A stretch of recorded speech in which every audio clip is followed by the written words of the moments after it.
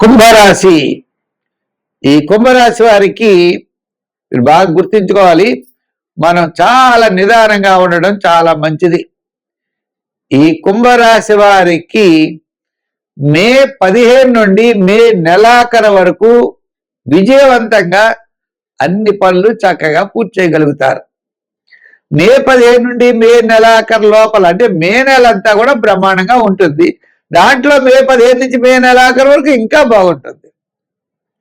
కుటుంబ ఆర్థిక సంతానపరమైన వ్యవహారాలు ప్రోత్సాహకరంగా ఉంటాయి. ఆత్మస్థైర్యం పెరుగుతుంది. గురుడి యొక్క బలం, రవి యొక్క బలం ఉండడం ద్వారా ధైర్యంగా ఉండేటువంటి పరిస్థితులు కనపడుతున్నాయి. ఉద్యోగపరమైన సమస్యలు తగ్గుతాయి. రాజకీయపరమైన అభివృద్ధి ఉంటుంది. బంధుమిత్రుల యొక్క సహాయ సహకారాలు ఉంటాయి. అసంతృప్తి అంటే శని ద్వితీయ స్థాన సంచారం వల్ల అక్కడక్కడ చికాకు ఉండొచ్చు తప్ప మిగిలినటువంటి విషయాలన్నీ కూడా చాలా ప్రోత్సాహకరంగా ఉన్నాయి. గ్రామాల యొక్క బలం కూడా చాలా అనుకూలంగానే ఉంది. ఉద్యోగపరంగా ఆర్థిక ప్రోత్సాహం మే 15 టు మే నెలాఖరు వరకు ఉంటుంది. నిరుద్యోగులకు అవకాశాలు లభిస్తాయి. రాజకీయ పరంగా అభివృద్ధి ఉన్నది. వృత్తుల పరంగా మనం చూసినట్లయితే చిన్న చిన్న సమస్యలన్నీ తగ్గుతాయి.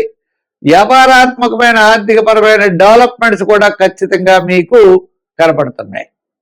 అంచేత కుంభరాశి వారికి మే నెల చాలా ప్రోత్సాహకరంగా ఉంటుంది. విద్యార్థులకి ఉన్నత విద్యకి అవకాశాలు, అలాగే వ్యాపారస్తులు కూడా మొట్టమొదటి 15 రోజుల కంటే తర్వాత 15 రోజుల ఆర్థిక ప్రోత్సాహం. జనరల్, కిరాణా, మెడికల్, ఫ్యాన్సీ, ఎలక్ట్రానిక్స్ వారికి చాలా అనుకూలంగా ఉన్నది. అంచేత మే నెల కుంభరాశి వారికి అదృష్టంతో కూడిన నెలగా భావించండి. సంఖ్యలు 8, రంగులు ఎక్కువ లైట్ బ్లూ, తెలుపు కలర్స్ వాడండి. ఆరాధనలో నవగ్రహారాధన, శని భగవానుడిని పూజించండి. శనివారం నియమం పెట్టుకోండి. తిరదానం చేయండి. విజయం సాధించండి. మకర రాశి. ఈ మకర రాశి వారికి శాటర్న్ ప్రభావం చాలా అనుకూలంగా ఉంటుంది. తృతీయ స్థానంలో చాలా మంచి గ్రహాలు ఉన్నాయి. స్థిరాస్తి డెవలప్మెంట్స్, క్యాలిక్యులేషన్ చాలా కరెక్ట్గా ఉండడం, వేళకి భోజనము, విందులు వినోదాల్లో పాల్గొనడం, శుభరూపమైనటువంటి కార్యక్రమాల్లో పాల్గొనడం, ఎంతటి కార్యక్రమాన్నైనా పూర్తి చేయగలుగుతారు. ఇవన్నీ చాలా బ్రహ్మాండంగా ఉంటాయి. కానీ రూపాయి వేస్తే రూపాయిన్నర ఖర్చు మాత్రం అవుతుంది. అంటే ఆదాయానికి మించినటువంటి ఖర్చు అవడం, బంధుమిత్రులతో కొంచెం చిన్న చిన్న అభిప్రాయ భేదాలు రావడం, నిదానంగా ఉండవలసినటువంటి అవసరం బంధుమిత్రులతో, పబ్లిక్తో ఉంటుంది. మిగిలిన వ్యవహారాలన్నీ కూడా అనుకూలంగానే ఉంటాయి. ఆత్మస్థైర్యం ఉంటుంది, ధైర్యం ఉంటుంది, పట్టుదల ఉంటుంది. మీరు పెట్టుబడి పెట్టేటువంటి విషయాలు కూడా చాలా బ్రహ్మాండంగా ఉంటాయి. భవిష్యత్తుకి చాలా అనుకూలమైన వాతావరణం అయితే కనపడుతుంది. దానికి తగినటువంటి ప్రయత్నం ఇప్పటి నుంచి మీరు చేయడం, తద్వారా ముందుకు కొనసాగడం జరుగుతుంది. ఉద్యోగపరమైన సమస్యలు తగ్గుతాయి. రాజకీయపరమైన ఇబ్బందులు తగ్గుతాయి. వృత్తుల పరమైన డెవలప్మెంట్స్ క్రమేపీ కనబడుతున్నాయి. వ్యాపారాత్మకంగా మనం చూసినా కూడా కొంత అనుకూలమైన మార్పు గతం కంటే ఇప్పుడు రాబోతోంది. ముఖ్యంగా ఈ రాశి వారికి గురుడి యొక్క బలం లేకపోవడం వల్ల మనం ఎంత కష్టపడినా మన మాట పైన ఉండడం కానీ, పబ్లిక్లో కాస్త గౌరవించడం కానీ, ఇటువంటి విషయాలు కొద్దిగా తగ్గేటువంటి పరిస్థితులు ఉన్నాయి.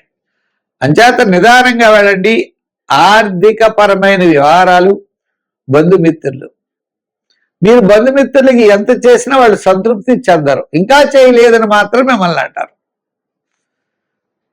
అదేవిధంగా మరి మీరు ఆలోచనతో ముందుకు వెళ్ళవలసిన పరిస్థితులు అయితే ఉన్నాయి. బంధువుల్లో కూడా అంచేత ఏది అవసరమో ఏది అనవసరమో తెలుసుకుని ముందుకు వెళ్ళడం మాత్రం చాలా మంచిది. షేర్స్ వారికి పర్వాలేదు. రియల్ ఎస్టేట్ వారికి మొట్టమొదటి 15 రోజులు చాలా బ్రహ్మాండంగా ఉంటుంది. ఐటీ రంగం వారికి కూడా ఆర్థిక లావాదేవీలు మొట్టమొదటి 15 రోజులు మే 15 వరకు చాలా అవకాశాలు ఉన్నాయి. వ్యాపార పరంగా చూసినట్లయితే మంత్ ప్రారంభం 10 days కూడా చాలా అత్యద్భుతంగా ఉండేటువంటి పరిస్థితులు కనబడుతున్నాయి.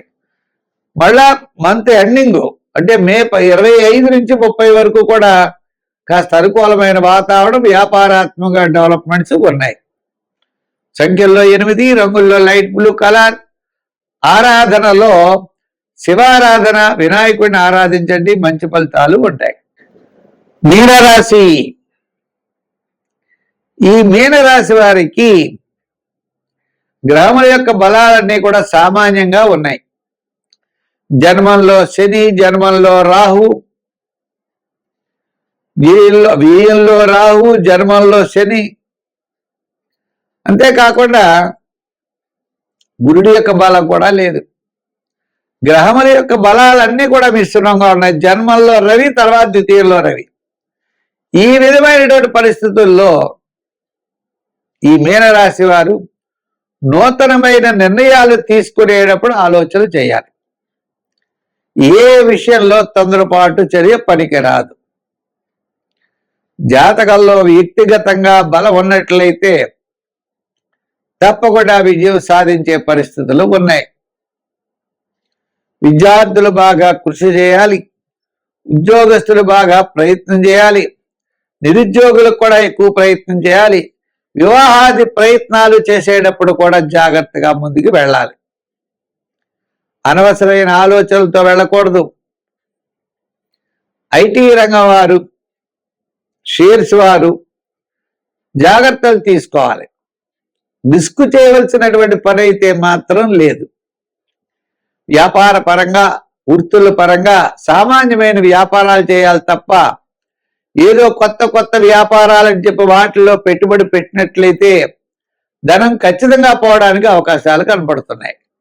చేత తెలియని వ్యక్తులు, తెలియని వ్యాపారాలు, తెలియని విషయాల్లో మనం వేలు పెట్టి ఇబ్బంది పడటం కంటే వాటి నుండి బయటపడడానికి ప్రయత్నం చేయాలి. చేత ధనమూలమిదం జగత్ అనే సూత్రాన్ని మనం తీసుకుంటే లోకమంతా డబ్బుతో నిండి ఉంది. మనం ఎందుకు రిస్క్ చేయాలి, ఎందుకు ప్రయత్నం చేయాలి? అంచేత మన టైం బాగోలేనప్పుడు ఉన్న దాంట్లో కాలక్షేపం చేయడం చాలా మంచిది. ఇప్పుడు ఎక్కడో ఏదో ఉంది, ఎక్కడ ఏదో జరుగుతుంది అని మనం అక్కడికి పరిగెట్టుకు వెళ్ళడం, లేదా మనకి వాళ్ళు ఎవరో హెల్ప్ చేస్తారు, ఖచ్చితంగా మనం విజయం సాధిస్తామని అనుకోవడం, ఇవన్నీ తప్పు. వాళ్ళు హెల్ప్ చేయరు, మీకు డబ్బు సకాలంలో మీకు రాదు, మీరు ఇబ్బందులు పడడం ఖాయం. కాబట్టి అటువంటివన్నీ పెట్టుకోకుండా కొత్త కొత్త ప్రాజెక్ట్స్, కొత్త కొత్త విషయాలు వదిలేసి రెగ్యులర్ సామాన్యమైనటువంటి విషయాల మీద దృష్టి పెట్టండి. ఇబ్బందుల నుండి బయటపడతారు.